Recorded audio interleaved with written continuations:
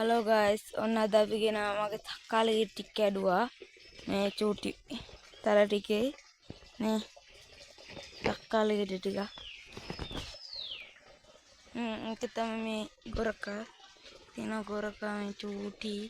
තව හැදෙනවා තක්කාලි විතරනේ තියෙන කොළබටු වල රාව්පැල මේ දැන් හිටිය මේ කාලේ තව හිටිය ස්ට්‍රෝබෙරි මාළු මෙරිස් සනමන පැල හිටලා තිනවා තව වම්බඩු වල කතරු බුරුංග මිරිත්තවන දාලා තිනවා විස් පැල හිටලා තිනවා ගණ්ඩක්ක හිටලා තිනවා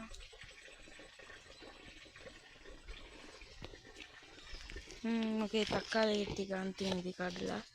ගෙඩි 20ක් විතර තියෙනවා ඉතින් පැල ටිකෙන්